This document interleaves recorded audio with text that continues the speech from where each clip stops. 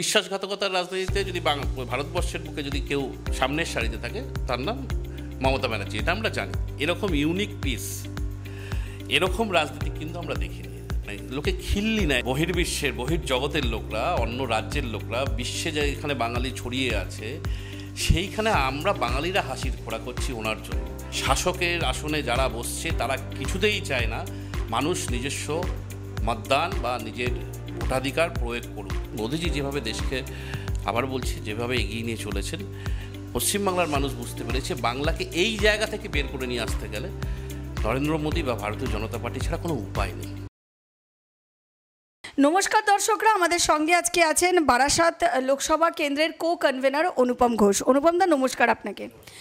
যে বিষয়ে যাব, এই যে বারাসাতের যিনি প্রার্থী হলেন এবং যেভাবে বারাসাত একটা খুব গুরুত্বপূর্ণ একটা লোকসভা কেন্দ্র, কি মনে হচ্ছে সেখানে মানুষের সঙ্গে জনসংযোগ করা হচ্ছে, মানুষের কাছে আপনারা যাচ্ছেন, সেখানকার পরিস্থিতি বা সেখানকার মূলত কি সমস্যা বা কি কাজ হয়নি সেগুলো নিয়ে যদি একটু বলেন।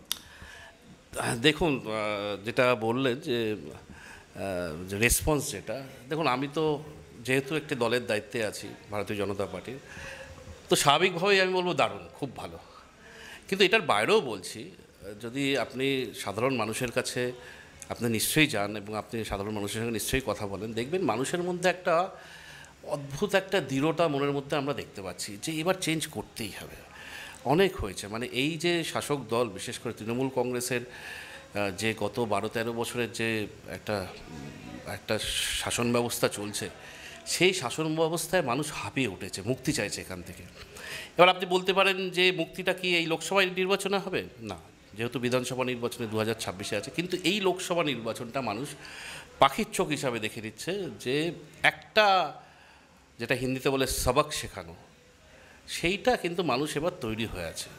আগামী পয়লা এরকম 11তে আমরা যে পরিবর্তনটা দেখেছিলাম, 9 ধরুন, 2011-র আগে যদি 2009-এর লোকসভা নির্বাচন আমরা ধরি, তখনও মানুষের মধ্যে যে একটা এইরকম একটা মনোভাব দেখা দিয়েছিল যে আর সিপিএমকে আর চাই না, যেই আসুক না কেন সিপিএমকে সরাতেই হবে। তার ফলে 16টা এবং প্লাস 6টা কংগ্রেসের নিয়ে 22টা সিট পেয়েছিল বামফ্রন্টের বিরুদ্ধে। সেই জায়গা তার থেকেও খারাপ জায়গায় আছে তৃণমূলের। মানে বিগত 12-13 বছরের বাংলার, পশ্চিমবঙ্গের রাজনীতির মানে একটা অসহ্য অবস্থার মধ্যে নিয়ে গেছে, যেটা আগে কখনো দেখা যায়নি। মানে স্বাধীনতার পরবর্তীকালে বাংলার রাজনীতিকে যেভাবে ডিগ্রেডেশন করেছে, যেভাবে নামিয়ে, বাংলার রাজনীতির স্তরটাকে যেভাবে নামিয়ে এনেছে, সেটা যারা শুভবুদ্ধি সম্পন্ন মানুষ, যাদের চেতনা আছে, যাদের শুভ চেতনা আছে, তারা আর মেনে নিতে পারছে না। আমরা 34 বছরের বামফ্রন্ট শাসনকেও দেখেছিলাম, তখনও কিন্তু মানুষ তাদের অত্যাচারে একটা বিরক্ত হয়ে গিয়ে তা পরিবর্তন চেয়েছিল, এবং সেই পরিবর্তনটা কি মাত্রায় চেয়েছিল সেই সময় মানে সেটা জানাই আছে, এবং তাদের পরিণতি শূন্য। তাহলে বলছেন সেখান থেকেও ভয়ঙ্কর পরিস্থিতি রাজ্যের?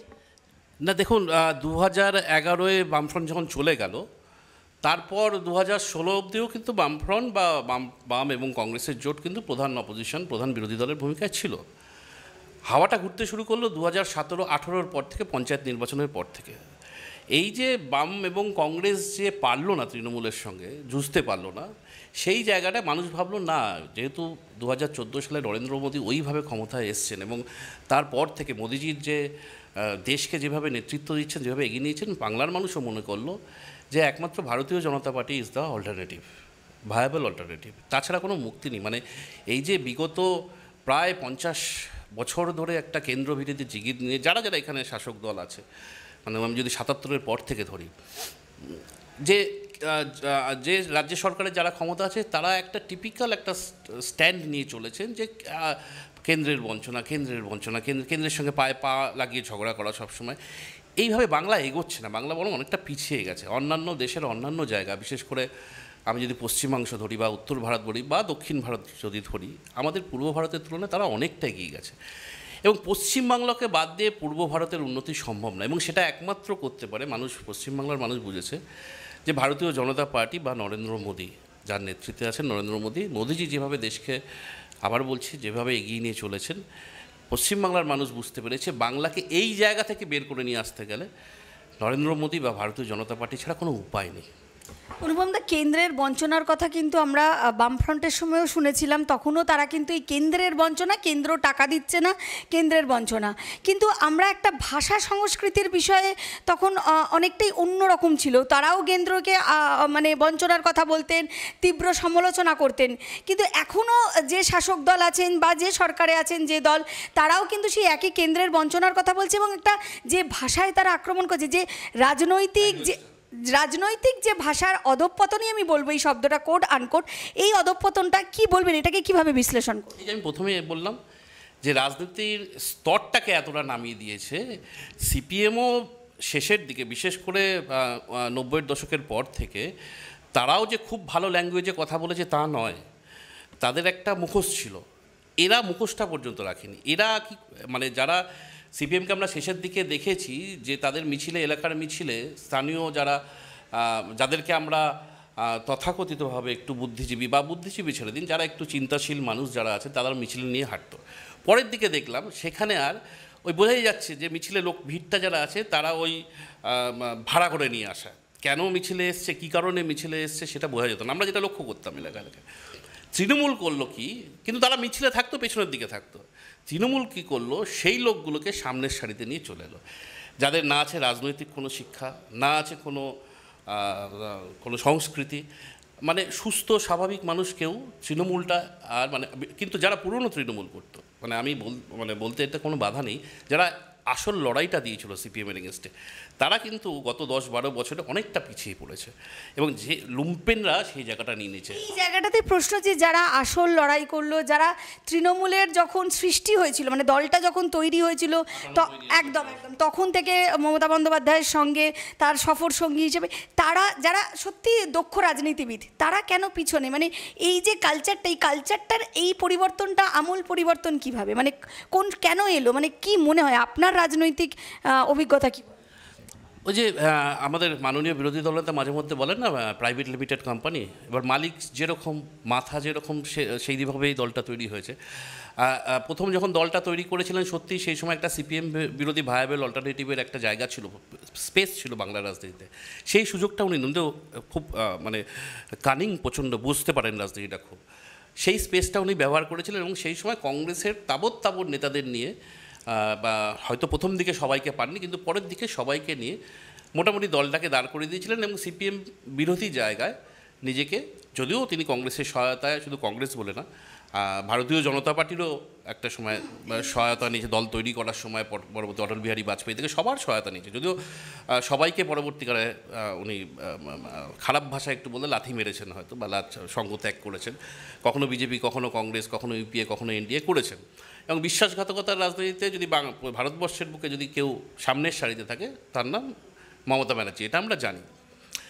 কিন্তু সেইখান থেকে দেখতে গেলে যে তারপরে কি হলো, এই জবে থেকে অভিষেক ব্যানার্জি বা ওনার ভাইপোর জবে থেকে ইনক্লুশন হলো রাজনীতিতে 2013-14 ওই সময় থেকে, তখন থেকে সিনিয়র যে কংগ্রেসের লিডাররা ছিল, তারা আস্তে আস্তে পেছনে সরতে শুরু করলো, এবং তার জায়গাটা নিয়ে নিল, মানে কন্ট্রোলটা, স্টিয়ারিংটা চলে গেল একদম যাদের কোনো রাজনৈতিক ইতিহাস নেই, হঠাৎ করে ওপর থেকে এসে তারা কি করে, মানে রাজনৈতিক চিন্তাভাবনা কি, তাদের কোনো ধারে না, কোনো বার রাখেনি তারা, মানে চুরি, মানে আমি আর বলতে চাই না এখানে, আপনারা সবাই জানেন, দর্শক যারা আপনাদের দেখবে তারা জানেন, মানে কোনো সমাজের কোনো ক্ষেত্র বাদ দেয়নি চুরি, মানে বালি থেকে, গরু থেকে, কয়লা থেকে, সোনা থেকে শুরু করে আর কিছুই বাদ দেয়নি, চাকরি থেকে শুরু করে স্বাস্থ্য ক্ষেত্রে বলুন, গরিব মানুষের পায়খানাটা পর্যন্ত খেয়ে নিয়েছে এরা, মানে কেন্দ্রের যে টাকাগুলো এসছে। এবং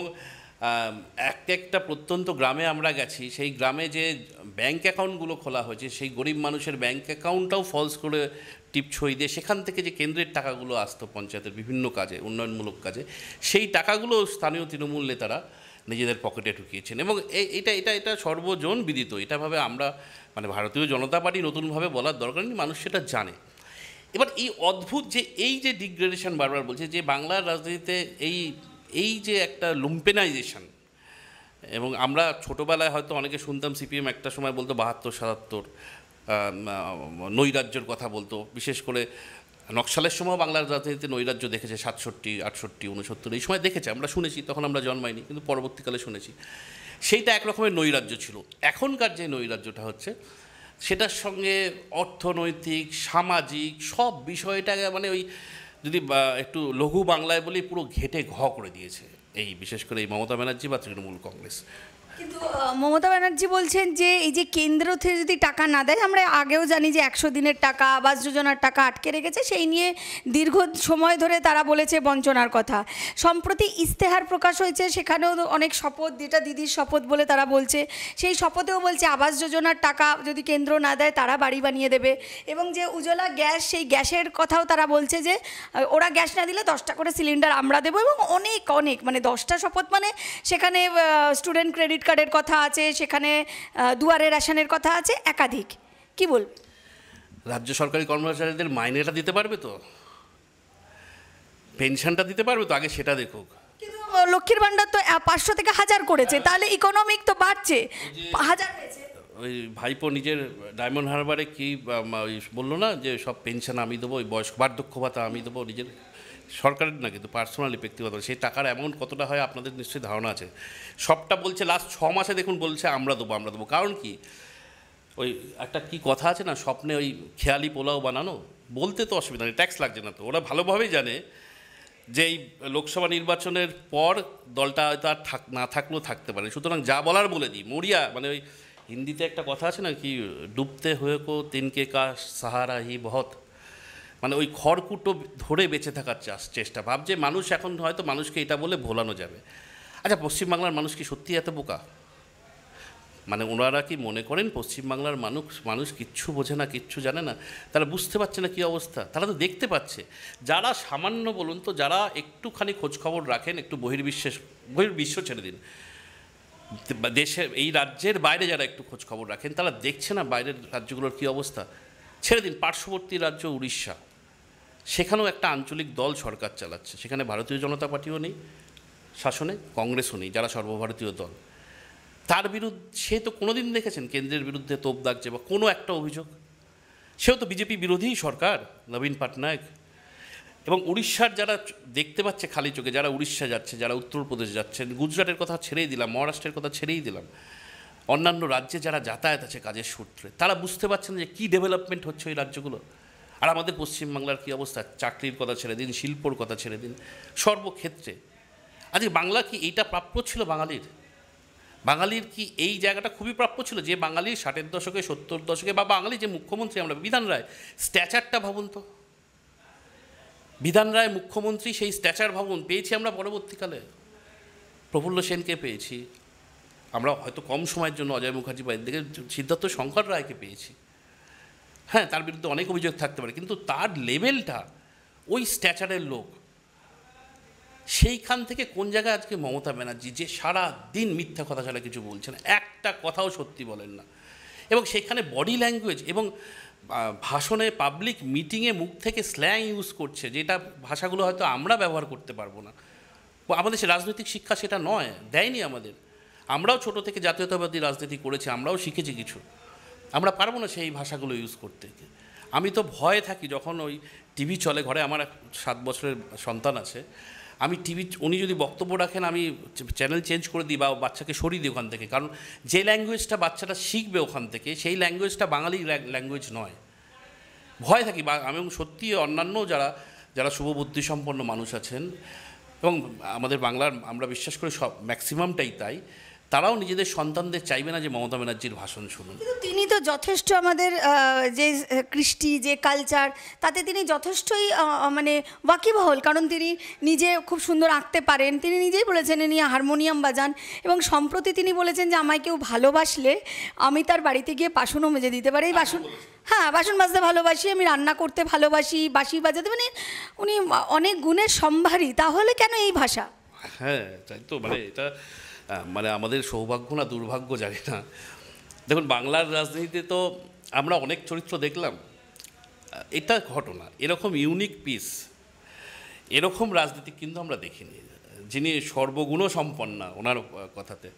আচ্ছা, পারে একটা মানুষ এরকমভাবে, মানে লোক বোঝে না যে লোকে, আমি আবার একটা লঘু শব্দ ব্যবহার করছি কিনা, লোকে খিল্লি না, এটা মানে কমিক হিসাবে না, একটা মাঝে মধ্যে আমরাও সত্যি মাঝে মধ্যে দেখি যে সবাই মজার, বাচ্চা ছেলেগুলো পর্যন্ত মজা করে ওনার এই বক্তব্য। আচ্ছা, আমাদের বাংলার মুখ্যমন্ত্রী এরকম হবে এই জায়গায়? একটু জাস্ট যখন আলোচনাটা একটু হাসির পর্যাতেই যাচ্ছে, এরা মতো হতে পারে আমাদের বাংলা থেকে মানুষ মানে হাসতে ভুলে যাচ্ছে, বা ধরুন আমরা তো ছোটোবেলা থেকে যেভাবে এসছি, অনেক ক্যারেক্টার দেখেছি, অনেক কমেডি ক্যারেক্টার আমরা দেখেছি, ভানু বন্দ্যোপাধ্যায়কে দেখেছি, তার অভিনয় হেসে হেসে বড় হয়েছি।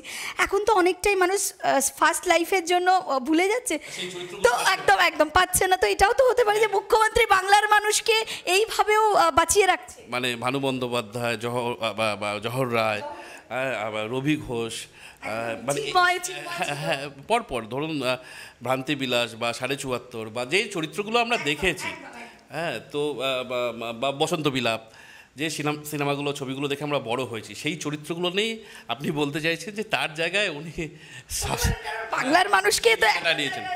না, আমরা হয়তো হাসির মুডে বা হালকাভাবে কথা বলতে পারি, কিন্তু অনেক সিরিয়াস নোট। এটা ভাবুন তো, আমরা হাসি ঠিক আছে, কিন্তু বাংলার বাইরের লোকরা আমাদেরকে হাসির খোরাক করছে এখন। বহির্বিশ্বের, বহির্জগতের লোকরা, অন্য রাজ্যের লোকরা, বিশ্বে যেখানে বাঙালি ছড়িয়ে আছে, সেইখানে আমরা বাঙালিরা হাসির খোরাক হচ্ছি ওনার জন্য। এইটা দুর্ভাগ্যজনক। অনুপমদা, প্রথম দফার নির্বাচন হলো এবং আমরা সেখানে দেখলাম, সেখানেও যেভাবে শান্তিপূর্ণ নির্বাচনের একটা বার্তা দিয়েছিল ইলেকশন কমিশন থেকেও, কি বলবেন? আমরা দেখলাম বিভিন্ন জায়গায় ঘটনা, এবং সবথেকে বড় কথা, উদয়ন গুহর বিরুদ্ধে মানুষ রীতিমতো, মহিলারা রাস্তায় নামলো এবং মানে তার দিকে তেড়ে যাচ্ছে, কি বলবেন? তাহলে কি বলবো, এই এতক্ষণ ধরে এই কথাগুলোই বলছি। এই গত 12-13 বছরে তৃণমূল রাজনীতিটাকে যে জায়গায় নিয়ে গেছে, তারই প্রতিফলন। আজকে ধরুন ফার্স্ট ফেজ ইলেকশন হলো, অন্যান্য অনেক রাজ্যে হয়েছে। তামিলনাড়ুতে 39খানা আসন একদিনে বোধহয় খুব সম্মত হয়েছে, তার সাথে সাথে আরও রাজ্যে হয়েছে। সেখানে আমাদের পশ্চিমবাংলায় ভোট করতে হচ্ছে মাত্র 3টে আসনে, এবং এটা তো আজকে নতুন না, তৃণমূলের জামানায় হচ্ছে না। এটার জন্য একইভাবে কিন্তু বিগত সরকার সেও কিন্তু অনেকাংশে দায়ী। পশ্চিমবঙ্গ মানেই 7 দফা 8 দফায় ভোট করতে হবে, এটা কি আমাদের লজ্জা নয়? কেন করতে হবে? ভারতবর্ষের অন্যান্য এত বড় বড় রাজ্য আছে, করতে হচ্ছে কারণ নির্বাচনটাকে যাতে ফ্রি অ্যান্ড ফেয়ার ইলেকশন করা যায়, মানুষকে যাতে তার গণতান্ত্রিক অধিকার মানুষকে যাতে ঠিকভাবে দেওয়ানো যায়, নির্বাচন কমিশনের আলটিমেটলি সেটাই হচ্ছে সবথেকে বড় প্রায়োরিটি। সেই জায়গাটায় সবথেকে বেশি বাধা আসছে পশ্চিমবঙ্গ থেকে। শাসকের আসনে যারা বসছে তারা কিছুতেই চায় না মানুষ নিজস্ব মতদান বা নিজের ভোটাধিকার প্রয়োগ করুক। সেখানে যাবতীয় যতটা অন্যায় করা যায়, যতটা জালিয়াতি করা যায়, ভোট জালিয়াতি করা যায়, সবটা একদম ভোটার লিস্ট থেকে শুরু করে একদম কাউন্টিংয়ের শেষ অবধি চেষ্টা করে যায় শাসক দল পশ্চিমবাংলার। আজকের না, তুমি খেয়াল করে দেখো, তোমরা একটু খেয়াল থাকবে হয়তো, যখন সিপিএমও যখন ক্ষমতায় ছিল প্রথম থেকে, তখন কিন্তু ওই 72-77 এই বলতো নির্বাচনে কারচুপি, নির্বাচনে কারচুপি, নির্বাচনে কারচুপি। তারপর সিপিএম এসে সেটাই করলো। প্রথম 1-2 টার্ম যদি আমি বাদ দিই, তার পরবর্তীকালে 9-এর দশকের প্রথম থেকেই সিপিএমও কিন্তু নির্বাচনে কারচুপি ছাড়া জিততে পারতো না। সেইটা করে তারপর বুথ দখলের দিকে, কারচুপি মানে false vote, dead voter vote দেওয়া, এই ছোটো ছোটো ছোটো ছোটো করে 1-2% ঘোরানো এক একটা বুথে, ওরা হিসাব করে নিত। তো পরবর্তীকালে শেষের দিকে আর সেটা রাখতে পারলো না, তারপরের দিকে স্ট্রেট বুথ দখল ছাপ্পার দিকে চলে গেল। আর তৃণমূল শুরু থেকেই তাই করলো। মিউনিসিপ্যালিটি, পঞ্চায়েত, যেগুলো রাজ্য নির্বাচন কমিশন দ্বারা পরিচালিত হয়, সেগুলো সারা বাংলা জানে, সারা বাংলা কেন সারা বিশ্ব জানে, টিভির পর্দায় সবাই দেখে নিয়েছে। আর এই বিধানসভা এবং লোকসভা যে নির্বাচনগুলো কেন্দ্রীয় নির্বাচন কমিশন দ্বারা পরিচালিত হয়, সেখানেও এরা চেষ্টা করে যায় যতটা সম্ভব ম্যানিপুলেটিং বা জালিয়াতি করা সম্ভব করতে। এবার নির্বাচন কমিশনও যতটা সম্ভব চেষ্টা করছে আটকানোর জন্য, সব জায়গায় পারছে, কিছুটা পারছে না হয়তো। এখানেই প্রশ্ন, অন্য রাজ্য যদি একবারে নির্বাচন করতে পারে, তাহলে পশ্চিমবাংলায় 7 দফা 8 দফা 9 দফা এতগুলো দফায় কেন একটা দিনেই পুরো মানে পশ্চিমবাংলার নির্বাচন কেন সম্ভব নয়? তার একটা মানে জাস্ট প্রশ্নটাই আমি করছি, কারণ এটা মানুষের প্রশ্ন। বিষয়টা হচ্ছে যে এই যে কেন্দ্রীয় বাহিনী আসে একদিনে হলে অনেকটাই সুবিধা, কারণ এই কেন্দ্রীয় বাহিনীদের প্রথম কথা অনেক দিন থাকতে হয়, দ্বিতীয় কথা যেহেতু রাজ্য পুলিশ কেন্দ্রীয় বাহিনীকে দিক নির্দেশন করে দেয়, নিয়ে যায়, মার্চ করায়, দেখায়, রুট চেনায়, সেখানে দাঁড়িয়ে এতগুলো দিন ধরে যদি ভোট করা হয়, যেটা আপনি বলছেন ছাপ্পা এবং রিগিং, সেটা তো আরও করার সুবিধা হয়ে যাবে। কারণ যারা এই ধরনের কাজ করে, এই দুষ্কৃতীরা, তারা তো এক একটা দফা পেয়ে যাচ্ছে, এক একটা এলাকায় গিয়ে রিগিং করা। যদি একটা টার্মে মানে একটা দিনে ভোটটা হয়, তাহলে তো সেই যারা দুষ্কৃতী তারা তো গোটা পশ্চিমবঙ্গে দৌরাত্ম্য করতে পারবে না, তাহলে কেন একবারে হয় না? সেটা ওই মুদ্রার এপিট আর ওপিট বলছেন, ওটা যেরকম বলছেন সেটা আবার উল্টো দিক আছে। সেটা হচ্ছে যে ফোর্স ডিপ্লয়মেন্ট, ফোর্সের আমাদের যা সংখ্যা, আমাদের তো এমন না যে ভারতবর্ষের সব ফোর্সকে আমি নিয়ে পশ্চিমবাংলায় এসে ডিপ্লয় করে দিলাম ভোটের জন্য। একইভাবে অন্যান্য স্টেটে যেখানে বলছেন শান্তিপূর্ণ ভোট হয়, সব স্টেটে, পশ্চিমবঙ্গ বাদ দিয়ে সব স্টেট, সেখানে শান্তিপূর্ণ ভোট হবে সেটা নির্বাচন কমিশন জানে। সেই পরিস্থিতির পর্যালোচনা নির্বাচন কমিশন সারা বছর করে এসছে, তারা জানে। সুতরাং সেখানে খুব একটা ফোর্সের প্রয়োজন নেই, একদিনেই ভোট করে নেওয়া যাবে। সেখানে না ভোটার লিস্টে কারচুপি আছে, না ডে অফ ইলেকশন কোনো দাদাগিরি আছে, গুন্ডামি আছে, বুথ দখলের চেষ্টা আছে, ছাপ্পার চেষ্টা আছে, না ব্যালট বক্সে জল ঢেলে দেওয়ার বা ব্যালট বক্সে পুকুরে ছুড়ে দেওয়ার ব্যাপার আছে, কিচ্ছু হয় না। সেখানকার মানুষরা শান্তিপূর্ণভাবে ভোট দেয়, এবং সেটাই বলছি লজ্জার। এবং এইখানে শাসক দল যেই শাসন ক্ষমতায় থাকুক না কেন, বিজেপি তো বলছে আমরা এই ব্যবস্থা চেঞ্জ করব। ভারতীয় জনতা পার্টির কিন্তু এটা অন্যতম বক্তব্য যে এই নির্বাচনী হিংসা, নির্বাচনী দলাদলি, রাজনৈতিক হিংসা, শুধু নির্বাচনী না, রাজনৈতিক হিংসা আমরা ভারতীয় জনতা পার্টি সমূলে উৎপাট করে ফেলবে, সমূলে তুলে ফেলে দেবে। যে এই যে সংস্কৃতি বাঙালির, এই বাঙালিকে আর মানে এই বিষয় বাঙালি কেন মাথা নিচু করে থাকবে সারা ভারতবর্ষের কাছে, সারা বিশ্বের কাছে, যে আমাদের স্টেটে নির্বাচনে এরকম হানাহানি হয়, এত মানুষের প্রাণ যায়। পঞ্চায়েত ইলেকশনে এখন আপনাদের 2003 সাল মনে আছে মুর্শিদাবাদে কত মানুষের প্রাণ গেছিলো পঞ্চায়েত নির্বাচনে? তখন তো সিপিএম ক্ষমতায়। এই কালচারটা, এইটা শেষ করতেই হবে। যেই শাসন ক্ষমতায় থাকবে, যে ভোট, আমি মানুষকে ভোট দিতে দেবো না, মানুষের রাজনৈতিক চিন্তাভাবনা, মানুষের গণতান্ত্রিক অধিকার আমি প্রয়োগ করতে দেবো না, তাতে যে স্তর অবধি, যে লেভেল অবধি যেতে হয় আমরা যাব, মানে শাসকের বক্তব্য, সেইটা আমরা আটকাবো। আমরা মানে ভারতবর্ষ, যারা ভারতবর্ষের আজকে শাসন ব্যবস্থায় আছে, ভারতবর্ষের মানুষ এটা ভালো চোখে দেয় না, বাংলার মানুষও কিন্তু চায়। বিশেষ করে আপনি বললেন না মানুষের এটা জিজ্ঞাস্য, মানুষেরই জিজ্ঞাস্য, মানুষ কিন্তু চায় ভোটটা দিতে। এবার ভোটটা যাতে দিতে পারে তার জন্যই এতগুলো দফা, তার জন্যই সেন্ট্রাল ফোর্সের ডিপ্লয়মেন্ট যাতে ঠিকঠাকভাবে হয়, যাতে নির্বাচন কমিশনের বিভিন্ন অবজারভারগুলো ঠিকঠাক জায়গায় যেতে পারে, এর জন্যই ভেঙে ভেঙে নির্বাচনটা করা। এবং এই নির্বাচনটা ভেঙে করানো আজ থেকে তৃণমূলের সময় হচ্ছে না। যখন সিপিএমের সময় এরকম ভেঙে ভেঙে হতো, তখন তৃণমূল বলতো ঠিক হয়েছে, এইভাবেই নির্বাচন করা প্রয়োজন। খেয়াল করে দেখুন, তখন সিপিএম চিল্লাতো, কেন্দ্রীয় বাহিনীর বিরুদ্ধে বিষোদ্গার তখন সিপিএম নেতারা করতো। একাধিকবার বিমানবাবু করেছেন, একাধিকবার সুভাষ চক্রবর্তী করেছেন, একাধিকবার সিপিআইএমের বা বামফ্রন্টের অনেক নেতা করেছেন। তখন তৃণমূল বলতো যে এইটাই ঠিক ব্যবস্থা, এইভাবেই ভেঙে ভেঙে নির্বাচনটা করা উচিত। আজ তৃণমূল ওই আসনে বসে সেই সিপিএমের গানটাই গাইছে, আর কিছুই নয়। শওকত মোল্লার এগেনস্টে পোস্টার পড়েছে তাকে গ্রেফতার করার জন্য, কি বলবেন? শওকত মোল্লা নেই, মানে বাংলার রাজনীতিতে এগুলো অভিশাপ।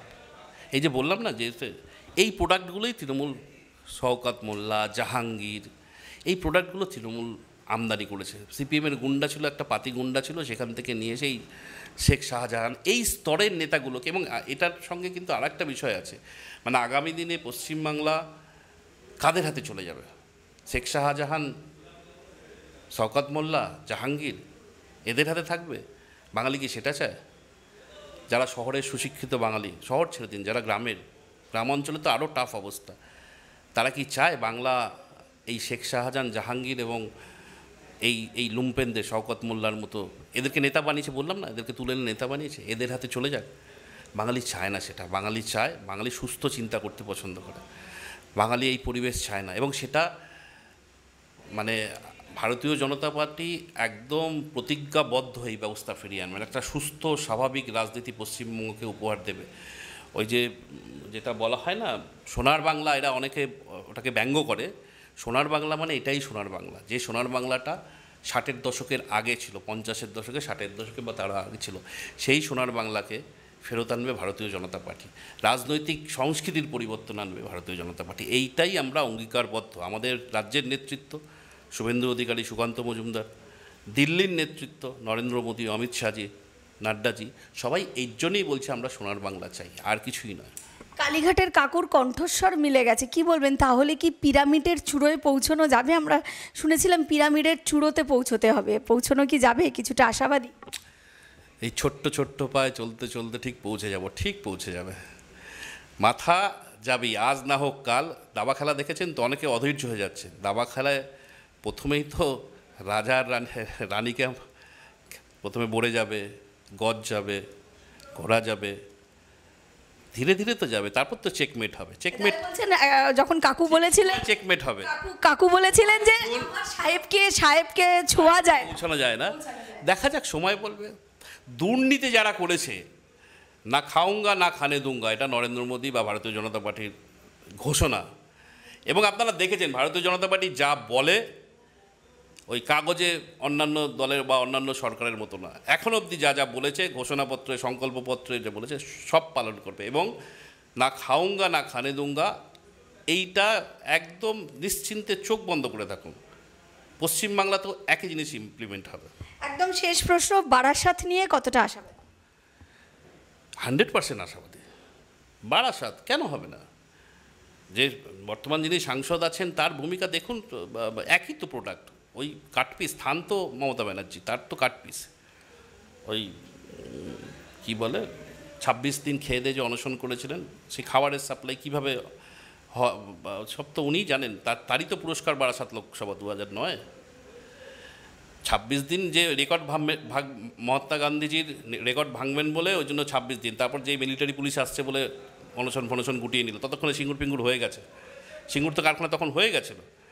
সেই সময় যিনি মাননীয়াকে যেভাবেই হোক উনি ওই সময়টা যাতে উনি একটু সুস্থ থাকেন, খাবার দাবার ঠিক মতো যায়, খেয়ে দিয়ে যে অনশন করেছিলেন, তারই কারিগর তো উনি। এবং সেটা, এবং উনি অনেক সময় উনি নিজেকে বলেন শিক্ষিত, খুব পড়াশোনা জানেন, কিন্তু কথাবার্তা, আচার ব্যবহার, ওনার বডি ল্যাঙ্গুয়েজ, তাতে খুব সন্দেহ আছে। যদি একদম শেষ প্রশ্ন, আগের বার 18টা, এবারে 33টা একটা টার্গেট আছে, 42-এ 42, কি বলবেন, কতটা উপহার দিতে পারবেন? দেখুন, আমি তো ওরমভাবে বলতে পারবো না। নেতৃত্ব এবং আপনাদের বিভিন্ন ওপিনিয়ন পোলেও আপনারা দেখতে পাচ্ছেন কী হবে। যেটাই হবে না কেন, বাংলার মানুষ 2019-এ ভারতীয় জনতা পার্টিকে হাত ভরে ভোট দিয়েছিল। 2021-এও প্রধান বিরোধী দলের জায়গায় বসিয়েছেন, একবার 40% ভোট, একবার 38% ভোট। আমাদের আগামী নির্বাচনে, এই 2024-এর নির্বাচনে ভোট শতাংশ হিসাবেও আমরা অনেক ভোট বাড়াবো নিজেদের, এবং সিটও অনেকটা বাড়বে। এবং এই লোকসভা ইলেকশনটা হয়ে যাওয়ার পর আর তৃণমূল দলটা বেশি দিন টিকতে পারবে না, যা খবর পাচ্ছি পারবে না। তৃণমূলের ভেতরটাই থেকেই ভেঙে যাবে ওরাই। আর তৃণমূলের মধ্যেও তো কিছু ভালো মানুষ এখনও আছে রে বাবা। একদম সব দলটাই পুরোটা তা তো নয়। তারা খুশি আছেন নাকি? তারা আমাদের সঙ্গে যোগাযোগ নেই। এই বারাসাতেই ধরে দিন। শুধু কেস দেওয়ার ভয় বা নিজে গ্রেপ্তার হওয়ার ভয় বা বিভিন্ন রকম ফেসে দেবে। আপনারা জানেন 2016-র পর মানে বিরোধী বহু রাজনৈতিক কর্মীকে নার্কোটিক্স কেসে অনেককে, আমি নাম ধরে ধরে বলতে পারি, এরকম জেলা ধরে ধরে গ্রেপ্তার করা হয়েছে ফলস কেসে। তো সেই ভয়টা অনেকের আছে, তার জন্য হয়তো ভেতরে ভেতরে আমাদের সঙ্গে যোগাযোগ রাখছেন যারা তৃণমূলে আছে। অনেকে সাহস করে যারা ভেঙে বেরিয়ে এসছেন, অনেকে হয়তো পারেননি, কিন্তু তাদের মধ্যে ভেতরে যা আমাদের কাছে খবর, দলটা টিকবে না, এই দলটা টিকতে পারে না। এই দলটা যদি টিকে যায় তাহলে তো বিজ্ঞানকে অস্বীকার করতে হবে। অসংখ্য ধন্যবাদ অনুপম দা, অসংখ্য ধন্যবাদ আমাদের দর্শক বন্ধুদের যারা এতক্ষণ অনুষ্ঠানটি শুনছিলেন।